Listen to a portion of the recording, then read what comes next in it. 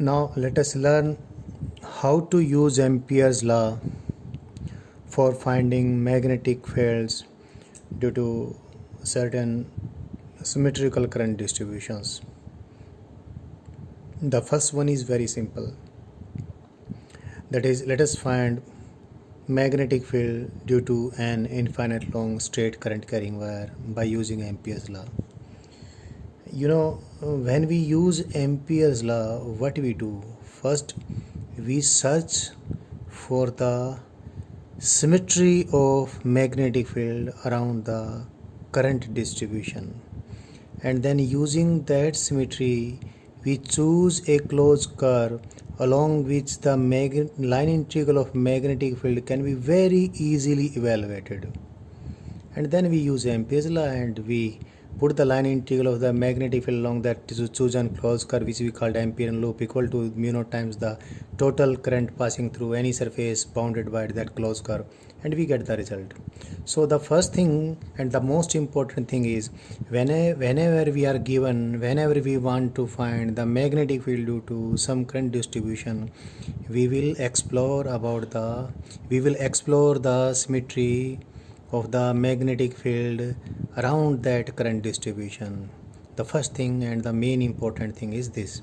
So when we are given that we have to find magnetic field due to an infinite long straight current carrying wire, say the current in this wire is I, we want to find magnetic field due to it at a distance r from it.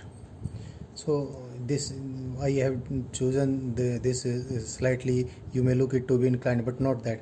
This angle is 90 degree. So इससे r distance पे मैंने magnetic field निकाली. मैंने इसको इस प्रकार से ऐसे दिखाया क्योंकि मुझे एक प्लेन बनाना है जो इस वायर के परपेंडिकुलर होगा, तो 3D लुक देने के लिए मैंने ऐसा किया है. सो इस वायर से r डिस्टेंस पे मैंने मैग्नेटिक फील्ड निकालनी है. तो सबसे पहले मैं यही करने वाला हूँ. इस करंट के चारों तरफ मैग्नेटिक फील्ड की सिमेट्री को एक्सप्लोर करूँगा.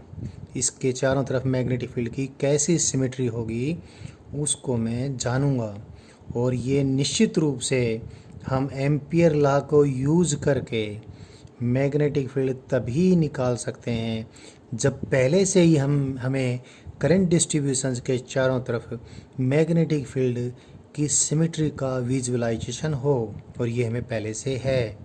इस स्ट्रेट करंट कैरिंग वायर के चारों तरफ मैग्नेटिक फील्ड की सर्कुलर फील्ड लाइंस बनेंगी.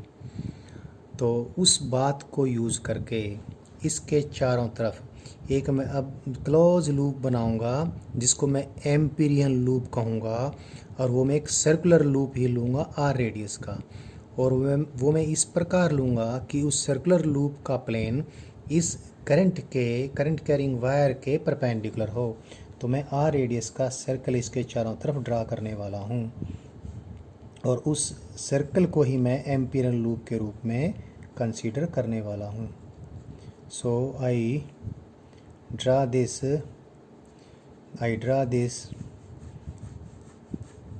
Circle, this circular close curve as Amperian loop, और इस एम्पीरियन लूप के चारों तरफ मुझे इस करंट कैरिंग वायर की जो भी मैग्नेटिक फील्ड होगी उसके सिमेट्री के बारे में तो मालूम है ही, मैग्नेटिक फील्ड हमने निकालनी है.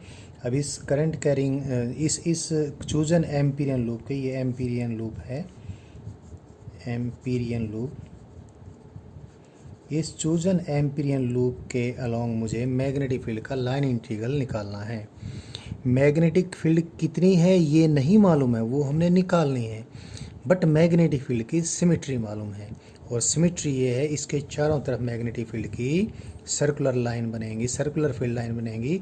तो यहाँ पर अगर मैं देखूँ उस सिमेट्री को जो मुझे ऑलरेडी मालूम है, तो मैग्नेटिक फील्ड इधर होगी, और मैं पाथ ऑफ इंटीग्रेशन भी यही ले लेता हूँ, जिससे उस पाथ ऑफ इंटीग्रेशन के लिए एम्पियर लॉ लगाने के लिए मुझे क्लोज कर्व के along path of integration choose करना होता है.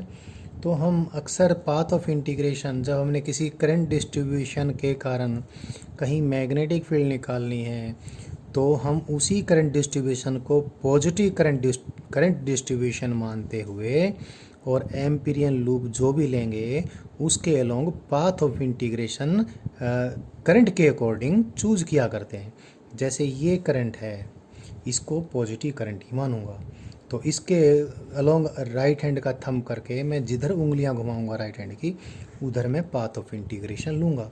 तो ये मैंने पाथ ऑफ इंटीग्रेशन ले लिया और ये क्लोज कर मैंने सी ले ली। तो डीएल वेक्टर भी अब इधर ही हो गया बी वेक्टर के अलोंग। तो इस पूरे लूप पर जो मैंने क्लोज लूप लिया एम्पियर्स लॉ लगाने के लिए, इस पूरे लूप पे सब जगह बी वेक्टर और डीएल वेक्टर एक दूसरे के पैरेलल हैं और बी की मैग्नीट्यूड सब जगह एक समान है। ये हमें ऑलरेडी जो नॉलेज है मैग्नेटिक फील्ड्स की एम्पियर लॉ लगाने से पहले उसका इस्तेमाल करके हमने जान लिया है। तो B vector dot DL vector इसके चारों तरफ बी इंटू डी एल होगा। बी की मैग्नीट्यूड नहीं मालूम जो हमने निकालनी है अभी। सो ये B vector dot D L vector की डॉट प्रोडक्ट के जरिए हमने सॉल्व करके दिया, तो बी और डी एल सेम डायरेक्शन में, तो हमने ऐसा लिख दिया। अब B vector dot D L vector का मैं लाइन इंटीग्रल लूँगा along this chosen close curve C. और ये लाइन इंटीग्रल अभी मैं एम्पियर ना नहीं लगाया हूँ, अभी ये लाइन इंटीग्रल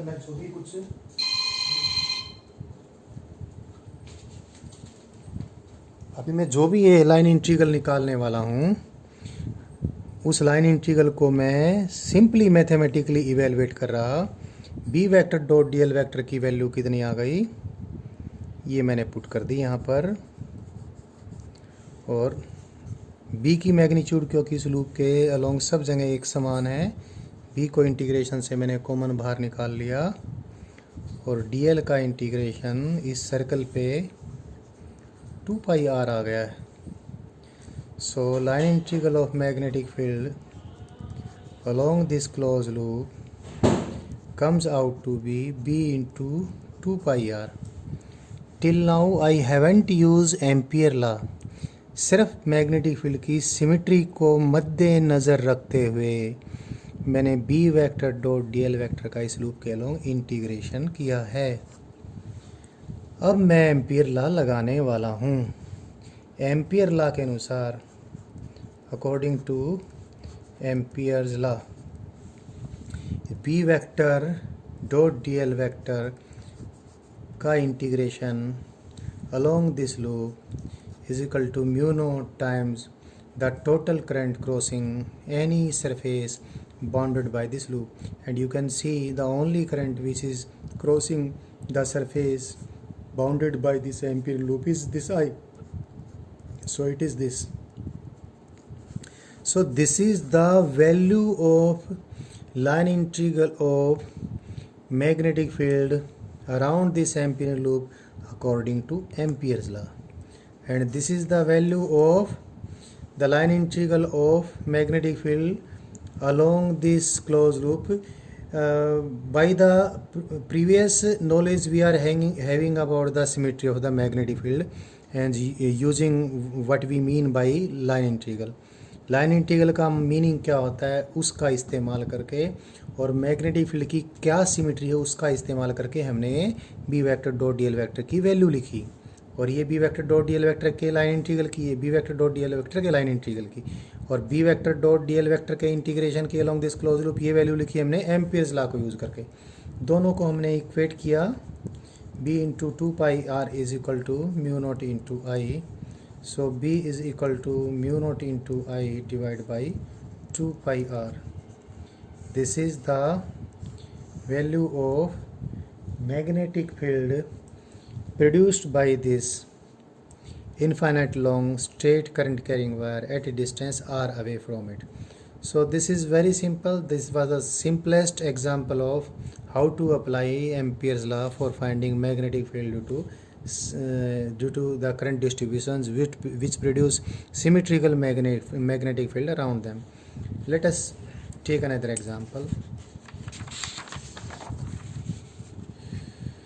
कोई infinite long straight current carrying wire, thick wire है। वायर सिलिंड्रिकल शेप का वायर है। वायर के सर्कुलर क्रॉस सेक्शन की रेडियस कैपिटल आर है। तो उस वायर के क्रॉस सेक्शन पे करंट अगर यूनिफॉर्मली डिस्ट्रीब्यूटेड है तो current carrying state infinite long wire के अंदर मैग्नेटिक फील्ड कितनी होगी और बाहर मैग्नेटिक फील्ड कितनी होगी, यह अभी हम निकालने वाले हैं यूजिंग एम्पियर्स लॉ। तो एम्पियर्स लॉ को यूज़ करके हमने किसी थिक वायर के कारण मैग्नेटिक फील्ड निकालनी है। तो मैं पहले तो इस थिक वायर के बाहर मैग्नेटिक फील्ड निकालने वाला हूँ। This is the thick wire और इस thick wire infinite long wire है, तो मैं इनफाइनाइट लॉन्ग वायर का एक छोटा पार्ट यहाँ पर शो कर दिया। And current it carries is I which is uniformly distributed over its cross section. इसके क्रॉस सेक्शन पे करंट यूनिफॉर्मली डिस्ट्रीब्यूटेड है। इसके क्रॉस सेक्शन की रेडियस आर है। I is uniformly distributed over it. और इस वायर के पहले तो हम बाहर मैग्नेटिक फील्ड निकालने वाले हैं। This is the axis of this cylindrical wire. I is uniform distributed over its cross section, so current density that is current पर unit area is I divide by pi are square. इससे मैंने are distance पे इसके बाहर magnetic field निकाल ली, वो भी मैं निकाल लूँगा। इससे आर डिस्टेंस पे मैग्नेटिक फील्ड, इसके बाहर मैग्नेटिक फील्ड या इसके अंदर भी मैग्नेटिक फील्ड की सिमेट्री के बारे में सोचूं तो इतना विजुअलाइजेशन हम प्रीवियस नॉलेज से कर ही सकते हैं। इस करंट के अलोंग मैं राइट हैंड का थंब करूँगा तो इसको चारों तरफ मैग्नेटिक फील्ड की सर्कुलर फील्ड लाइन होंगी और सेम डिस्टेंस पे, एक्सिस से सेम डिस्टेंस पे मैग्नेटिक फील्ड की मैग्नीट्यूड भी सेम होगी, जो भी हमने पिछली एप्लीकेशन में किया था। तो उसी बात को मैं यूज़ कर लेता हूँ।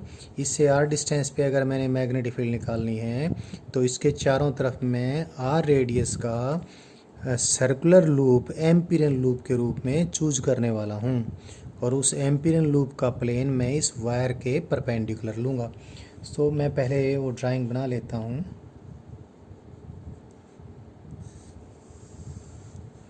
इससे बाहर मैंने इससे आर डिस्टेंस पे मैग्नेटिक फील्ड निकालनी है।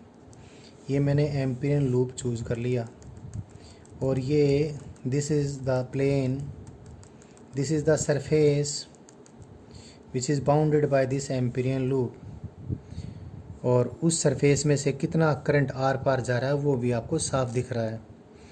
अब इस एम्पीरियन लूप के अलोंग मैग्नेटिक फील्ड का लाइन इंटीग्रल निकालने के लिए मैं पाथ ऑफ इंटीग्रेशन कौन सा चूज़ करूँगा ये मैं पहले बता चुका। मैं इसी करंट को पॉजिटिव करंट मानते हुए राइट हैंड का थंब इसके अलोंग होल्ड किया तो फिंगर्स की कर्लिंग जैसे होगी उधर मैं पाथ ऑफ इंटीग्रेशन चूज़ करने वाला हूँ। तो यहाँ पर कोई मैंने बी वेक्टर, यहाँ पर बी वेक्टर इस लूप के टेंजेंशियल मैग्नेटिक फील्ड की इस प्रकार से फील्ड लाइन इसके चारों तरफ भी बनेगी। सिमेट्री हमें ये मालूम है। मैग्नेटिक फील्ड की मैग्नीट्यूड भी सब जगह एक समान होगी। तो इधर ही तो यहाँ पर बी वेक्टर है, इधर ही यहाँ पर डी एल वेक्टर है। तो हमने पहले तो क्या किया, मैग्नेटिक फील्ड यहाँ पर B vector dot D L vector को हमने देखा कितना आया, ये बी और D L vector same direction में, it is B into D L. तो अभी हमने क्या किया, इस एम्पीरियन लूप के अलोंग मैग्नेटिक फील्ड का लाइन इंटीग्रल इवेलुएट किया from the knowledge we are having about the symmetry of the field and what we know about this dot product and what we will do when we do this integration. So b vector dot dl vector b dl है, इसका integration इस close loop के along कर दिया क्योंकि b की magnitude सब जगह कांस्टेंट है, सेम है, ये हमें ऑलरेडी मालूम है। तो ये dl का इंटीग्रेशन, dl स्केलर का dl plus dl 2 pi r the circumference of this circle आ गया। So this we got the value of this line integral b into 2 pi r. Again I remind this value we determined not by using ampere law. अभी हमने ampere law का प्रयोग नहीं किया है, ये तो मैग्नेटिक फील्ड की सिमेट्री की जो हमें नॉलेज थी और उस सिंपल मैथमेटिकल स्टेप्स के ज़रिए हमने इवेलुएट किया। अब यूज़ करेंगे एम्पियर्स लॉ। एम्पियर्स लॉ हमने यूज़ किया तो एम्पियर्स लॉ के according B vector dot D L vector का line integral along this close loop कितना आ जाएगा, इस क्लोज लूप ने जिस भी सरफेस को बाउंड किया है उस सरफेस में से कितना करंट आर पर गया, आई गया, तो I into mu not.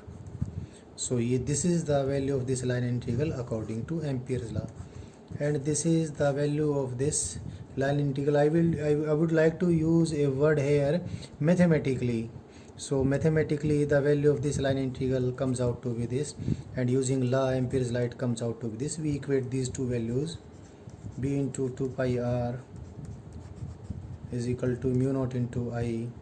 So b is equal to mu naught into I divided by 2 pi r. So for outer points, it doesn't matter if the wire is a very thin wire or if it is a thick wire, or better I can say that for outer points, for the points exterior to this thick wire, whole of the current will behave as if it is concentrated along its axis. ये सारे current को अगर मैं इस axis के along concentrated मान लूँ तो इस एक्सिस के अलोंग आई करंट होगा, और वहाँ से आर डिस्टेंस पे फील्ड कितनी बनेगी, इतनी तो बनती है।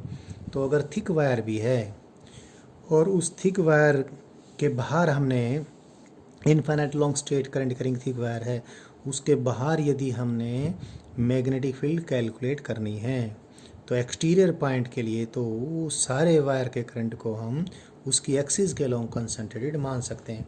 अब इसके अंदर भी हमने मैग्नेटिक फील्ड कैलकुलेट करनी है। इसके अंदर मैग्नेटिक फील्ड कैलकुलेट करते हैं तो थोड़ा सा मैं इसको और थिक दिखा लेता हूँ जिससे ड्राइंग में ठीक से बना सकूँ।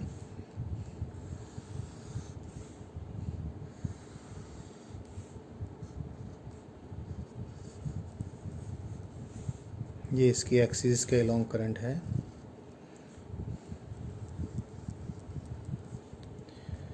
अंदर मैंने किसी जगह पे इसके अंदर इसकी इस क्रॉस सेक्शन की रेडियस कैपिटल आर है, तो इसकी एक्सिस से स्मॉल आर डिस्टेंस पे, where small R will be lesser than और at most equal to capital R, तो यहाँ पर फील्ड निकालनी। Again the current is this way, current ऐसे ही है और करंट की मैग्नेटिक फील्ड इसके चारों तरफ वही सिमेट्री होगी जो मैं अभी पीछे भी बताता आया। इस करंट के long straight infinite long wire है, अपने राइट हैंड के थंब को होल्ड कीजिए, इसके चारों तरफ मैग्नेटिक फील्ड की सर्कुलर फील्ड लाइंस होंगी। तो उस सिमेट्री को ध्यान में रखते हुए अगर इससे आर डिस्टेंस पे मैंने मैग्नेटिक फील्ड इसके अंदर निकालनी तो आर रेडियस का ही मैं एक सर्कुलर क्लोज कर्व कंसीडर करूँगा एम्पीरियन लूप के रूप में, और इस पे क्लोज कर्व के अलोंग ही मैंने एम्पियर्स लॉ अप्लाई करना है। तो यहाँ से आर डिस्टेंस पे मैंने फील्ड निकालनी है, तो आर रेडियस का ही मैंने एम्पीरियन लूप कंसीडर कर लिया। अब सबसे पहले तो हम ये देखें इस लूप के, क्योंकि ये लूप जो मैंने बनाया है ये लूप का प्लेन भी इस वायर की एक्सिस के परपेंडिकुलर है। मैं दिखाऊं तो इसको थोड़ा सा ऐसे भी दिखा सकता हूं और भी कुछ क्लियर होगा। It is the loop I have shown here is this, it's parallel to this, it is like this. तो यहाँ पर मैग्नेटिक फील्ड इस लूप के अलोंग जो एम्पीरियन लूप है, इस लूप के अलोंग सब जगह मैग्नेटिक फील्ड इसके टेंजेंशियल ही होगी और मैग्नीट्यूड में भी एक समान होगी। ये सिमेट्री हमें ऑलरेडी मालूम है। अगर मैग्नेटिक फील्ड होगी तो इस सिमेट्री को तो ओबे करेगी। अब जिधर करंट है उधर करंट को पॉजिटिव मानते हुए इस चूजन एम्पीरियन लूप के अलोंग में पाथ ऑफ इंटीग्रेशन पहले सेलेक्ट कर लिया, तो पाथ ऑफ इंटीग्रेशन मैंने ये लिया। तो अभी क्या करूँ मैं, सबसे पहले तो एम्पीरियन लूप जो मैंने चूज किया है उसके अलोंग सिमेट्री को मद्देनज़र रखते हुए मैग्नेटिक फील्ड का लाइन इंटीग्रल मैथमेटिकली इवेलुएट कर लेता हूँ।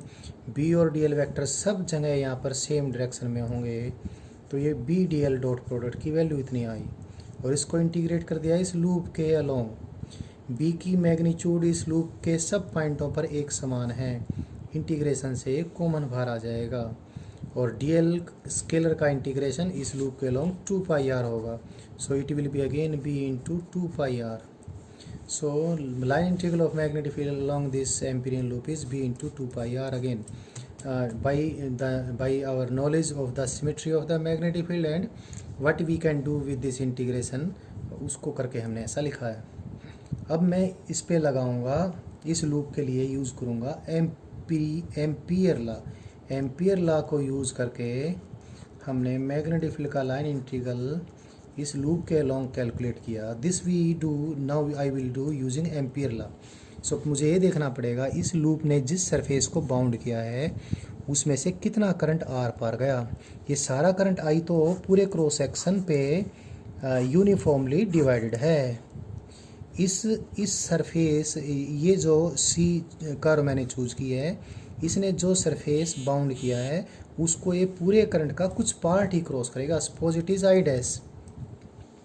इसको बहुत आसानी से आप समझ सकते हो, बिल्कुल सिंपल सा है. पूरा करंट आई तो कितने क्रॉस सेक्शन में से क्रॉस कर गया, पाई आर स्क्वायर में से. तो करंट पर unit cross section area that is current density कितनी हो गई, J divide by pi are square.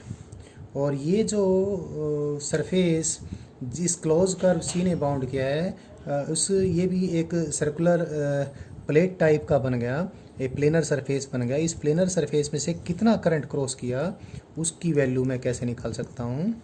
Current पर यूनिट क्रॉस सेक्शनल एरिया जो कि जे है, इनटू इस सर्कल की radius that is pi are square. So current crossing the surface bounded by this amperian loop it is equal to, J की value यहाँ से put कर दी मैंने, I divide by pi are square into pi are square. So using Ampere's law, line integral of magnetic field along this closed curve is equal to mu naught times the total current passing through the surface bounded by this closed curve. It is I dash and you put the value of I dash from here.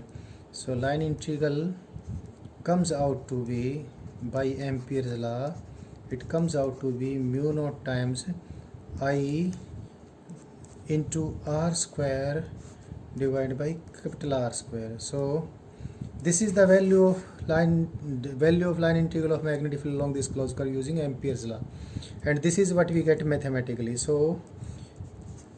we just equate them, दोनों को बराबर कर देते हैं. तो यहीं पर कर लेते हैं हम, इसको इसके बराबर पुट किया मैंने, b into 2 pi R is equal to this, that is mu naught into I into R square divide by R square. So what we get? We get B inside is mu naught into I divided by 2 pi R square into R. मैं दोनों को, इस result को भी जो बाहर के point के लिए था और इस रिजल्ट को भी जो अंदर के पॉइंट के लिए था, अभी कंपेयर करके आपको बताता हूँ. इसको अपने सामने रखता हूँ. कोई थिक वायर है,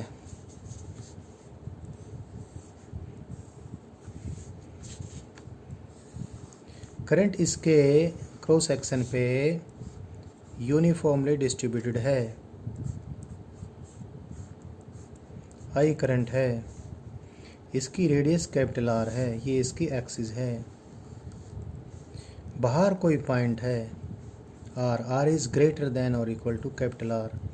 यहाँ पर मैग्नेटिक फील्ड की वैल्यू आप देखिए, मैंने बताया भी था बाहर के पॉइंटों के लिए पूरा करंट इस प्रकार बिहेव करेगा as if it is concentrated along its axis. तो फील्ड कितनी है, B is equal to mu naught into I divide by 2 pi R. That is field is inversely proportional to the distance from the axis of the wire. But if a point is inside the wire, यहाँ से are distance पे यहाँ पर कोई point है where this R is lesser than equal to capital R. So this is the field at exterior points, and at internal points when r is lesser than equal to capital R. Field की value आप देखिए, ये यहाँ हमने भी निकाली है, ये वाली. सो अंदर फील्ड कितनी, mu naught into I divide by 2 pi are square into r. So अंदर के पॉइंटों के लिए फील्ड एक्सिस से डिस्टेंस के डायरेक्टली प्रोपोर्शनल है. एक बहुत ज़बरदस्त डिफरेंस है. थिक वायर के बाहर वायर थिक हो या थिन हो, for external points no difference is there. Thick wire के बाहर तो फील्ड वायर की एक्सिस से डिस्टेंस के इनवर्सली प्रोपोर्शनल है, और अंदर एक्सिस से डिस्टेंस के डायरेक्टली प्रोपोर्शनल है। ये आर है यहाँ पर, ये थोड़ा ऐसा लिखा गया। सो अगर मैं ग्राफ प्लॉट करूँ, वो भी करने वाला हूँ, बट इस फील्ड को मैं आपको एक और तरीके से भी याद करवाऊँगा अंदर के पॉइंट के लिए फील्ड, क्योंकि I divide by pi are square J है, that is current density. So mu naught into this I divide by pi are square, mu naught divide by 2 J into r. So the magnetic field inside the wire is this and outside the wire ये तो है ही है। अगर मैं graph plot करता हूँ axis से लेकर इन्फिनिटी तक मैग्नेटिक फील्ड किस प्रकार वेरी करेगी, तो ग्राफ अभी आपको क्लियर हो जाना है। मैं वायर को इस प्रकार एक बार फिर दिखा देता हूँ।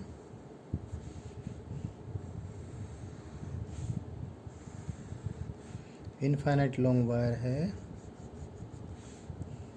ये वायर की एक्सिस के लॉन्ग करंट है।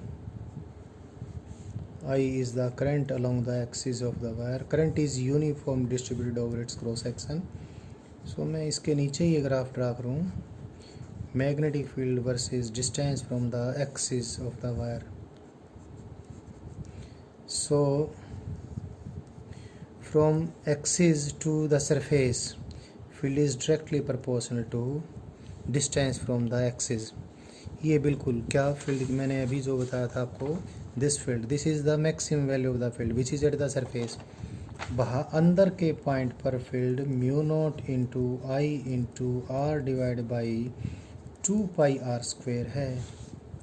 तो सरफेस पे जब R की वैल्यू कैपिटल R हो जाएगी तो फील्ड की value maximum mu naught into I divide by 2 pi R होगी। स्मॉल r की वैल्यू कैपिटल R पुट कर दीजिए। और बाहर के पॉइंटों के लिए कब है field, when R is lesser than equal to capital R, और बाहर के पॉइंटों के लिए फील्ड डिस्टेंस के inversely proportional. So this is the value of the field when R is greater than equal to capital R and the field is B is equal to mu naught into I divide by 2 pi R। So this is about the magnetic field produced by a thick infinite long straight current carrying wire. इसमें अभी एक दो बातें हमने और भी जाननी है। मैं इस वायर का क्रॉस सेक्शन लेता हूँ, इस वायर के क्रॉस सेक्शन को मैं सिर्फ यहाँ पर शो करूँ, इधर इस वायर का मैंने क्रॉस सेक्शन शो किया। करंट इसमें ऐसे डॉट्स का मायना the current is uniformly distributed and perpendicular to the cross section and coming out like this. यहाँ से हमने R डिस्टेंस पे मैग्नेटिक फील्ड देखी। नंबर 1 तो मैग्नेटिक फील्ड की डायरेक्शन इधर है according to the right hand rule. यहाँ पर मैग्नेटिक फील्ड इधर है, मैग्नेटिक फील्ड की सर्कुलर लाइन है। यहाँ पर मैग्नेटिक फील्ड इधर, मैग्नेटिक फील्ड यहाँ पर इधर है मैग्नेटिक फील्ड, यहाँ पर मैग्नेटिक फील्ड इधर है। मैग्नेटिक फील्ड की सर्कुलर लाइंस हैं। मैं क्या बताने वाला हूँ ये कि इस पॉइंट पर अगर मैंने मैग्नेटिक फील्ड निकाली, ये वायर की एक्सिस है ऐसे, इस पॉइंट का पोजीशन वेक्टर R वेक्टर है, और यहाँ पर फील्ड की मैग्नीट्यूड हमने अभी निकाली। इसको मैंने थोड़ी देर पहले आपको बताया था, इसको मैं कैसे लिखूँगा, I divide by pi are square is J, that is current density. So mu naught divide by 2 J into R, magnitude तो हमें मालूम है। Now see J vector current density is a vector, J vector इधर है, इधर J vector है, इधर है R वेक्टर। तो और ये मैग्नेटिक फील्ड की डायरेक्शन, तो ये जो डायरेक्शन है ये J vector cross R vector की तो हुई। इधर है आपका J वेक्टर, इधर है R वेक्टर, तो J vector cross R vector की डायरेक्शन में ही तो मैग्नेटिक फील्ड है। तो अंदर के पॉइंट के लिए मैग्नेटिक फील्ड को मैग्नीट्यूड एंड डायरेक्शन के साथ हम हमेशा ये लिख सकते हैं, it is mu naught divide by 2 into J vector cross R vector. So the magnetic field inside the wire is this.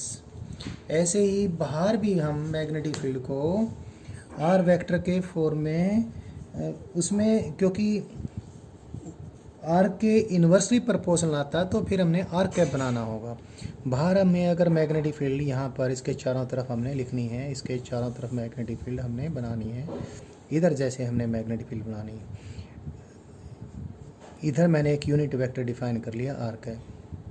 बाहर मैग्नेटिक फील्ड कितनी है पहले उसको लिखा हमने, और मैग्नेटिक फील्ड की डायरेक्शन इधर है ही है ऐसे तो, और जे वेक्टर किधर है, जे वेक्टर इधर ही है, इधर जे वेक्टर है करंट के अलोंग, ये जे वेक्टर लेकिन अब इधर है, और आर वेक्टर इधर है, आर कैप इधर है, तो जे वेक्टर क्रॉस आर कैप दोबारा से इधर हो जाता है। लेकिन यहाँ पर जो बाहर वाली मैग्नेटिक फील्ड है, पहले इसको मैं बाहर की जो मैग्नेटिक फील्ड है उसकी मैग्नीट्यूड लिखता हूँ, mu naught into I divide by 2 pi R है ये। लेकिन मैं पहले इसमें आर स्क्वेयर भी लिखूँगा नीचे, जिससे जे के फॉर्म में इसको लिखूँ, तो ऊपर भी मैं आर स्क्वेयर लिखूँगा। तो पहले इसको मैं मैग्नीट्यूड में जे ले आता हूँ, क्या लिख दूँ, mu naught into J, this is J, mu naught into J into are square divide by 2 R. पहले तो मैंने ऐसे लिख दिया। अब मैं डायरेक्शन के साथ अगर मैग्नेटिक फील्ड लिखूँ तो इसको कैसे लिखूँगा, डायरेक्शन के साथ मैग्नेटिक फील्ड लिखूँ तो mu naught into are square divide by 2 R J vector cross R cap. तो बाहर के पॉइंटों के लिए भी मैग्नेटिक फील्ड को हम इस प्रकार से लिख सकते हैं, ये जे वेक्टर है, जे कैप लिखने की इतनी आदत पड़ जाती है तो जे वेक्टर। और एक और बात, इस आर कैप को भी मैं रिप्लेस कर सकता हूँ आर वेक्टर से, तो इसको कैसे लिख दूंगा, mu naught into are square divide by 2, check कीजिए दिस, इसको मैं लिखूँगा फिर J vector cross r vector divide by r square. लेकिन लिखने के इस ढंग से कभी आप कन्फ्यूज़न ये ना दिमाग में पाल लें कि बाहर infinite long straight current carrying wire के बाहर फील्ड डिस्टेंस के स्क्वायर के इनवर्सली प्रोपोर्शनल है, तो ऐसा लिखोगे तो कहीं ऐसा कन्फ्यूज़न ना हो जाए। तो बेटर ये रहेगा, आप डायरेक्शन के साथ अगर मैग्नेटिक फील्ड लिखना चाहते हैं बाहर तो इस प्रकार से लिखें, अंदर तो मैंने आपको बता ही दिया है। अब इससे related infinite long straight current carrying wire से रिलेटेड बस इतनी सी बात आप एक एक्सरसाइज के रूप में आपको दे रहा हूँ। मैं infinite long straight current carrying wire का सिर्फ क्रॉस सेक्शन दिखा रहा हूँ। इसकी रेडियस कैपिटल आर है, करंट इसमें ऐसे है, करंट डेंसिटी वेक्टर जो इधर है उसको मैं जे वेक्टर ले लेता हूँ। अब क्या होता है, इस वायर के अंदर एक सिलेंड्रिकल कैविटी डेवलप हो गई। इस सिलेंड्रिकल कैविटी की एक्सिस वायर की एक्सिस दोनों पैरेलल हैं। इस सिलेंड्रिकल कैविटी की एक्सिस का वायर की एक्सिस से डिस्टेंस ए है, और कोई प्लेन है, कोई पॉइंट है इस कैविटी के अंदर, वो पॉइंट जिस भी ऐसे प्लेन में लाई करता हो जो करंट डेंसिटी वेक्टर के परपेंडिकुलर हो, उसी प्लेन में मैंने इस सिलेंड्रिकल कैविटी की एक्सिस का पोजीशन वेक्टर ले लिया। कहाँ से, ये जो थिक वायर है उसकी एक्सिस से the position vector of the axis of the cavity from the axis of the thick wire is a vector. ये इस कैविटी के अंदर कोई पॉइंट है। Again I tell you this was a thick current carrying infinite long straight wire, जिसमें current density उसके पूरे cross section पे यूनिफॉर्म थी, और current density vector J cap था, जिसकी डायरेक्शन ऐसे है इस प्लेन ऑफ पेपर के परपेंडिकुलर आउटवर्ड। और क्या हुआ, इस बाकी तो यूनिफॉर्म था इसमें करंट सब जगह, बट इसमें एक सिलेंड्रिकल कैविटी डेवलप हुई, infinite long straight cylindrical cavity which runs parallel to the axis of the cylinder. और इस कैविटी के अंदर किसी पॉइंट पर हमने फील्ड निकालनी है। अंदर जो भी कैविटी के अंदर कोई पॉइंट है वहाँ से हमने वायर की एक्सिस पे परपेंडिकुलर ड्रॉप किया, ये डिस्टेंस आर है। तो यहाँ पर फील्ड निकालने हैं, this can be any point inside this cavity. यहाँ पर फील्ड निकालेंगे, आप एक्सरसाइज के रूप में आपको दे रहा हूँ, आप देखना यहाँ पर जो फील्ड की वैल्यू आएगी magnetic field, that will be equal to mu naught divide by 2 J vector cross A vector. और ये फील्ड इस कैविटी के अंदर इस कैविटी के अंदर ये यूनिफॉर्म फील्ड बनेगी ऐसे। अब जे वेक्टर तो इधर है और ए वेक्टर इधर है, so it will be like this will be the direction of the field inside this cavity. This is an exercise for you, you please solve it. So इस कैविटी के अंदर फील्ड इतनी बननी है जो कि यूनिफॉर्म बननी है, और यूनिफॉर्म फील्ड से रिलेटेड कुछ अच्छे क्वेश्चंस इस कैविटी को इस्तेमाल करके दिए जा सकते हैं। So please solve this and find how we can do that. Again I tell you what is this A vector. A vector is the position vector of the axis of the cylinder from the axis of the cylindrical cavity from the axis of the current carrying straight in fan long wire. And that is about some of the applications of Ampere's law. Many other applications are also there which I am going to teach you in next video.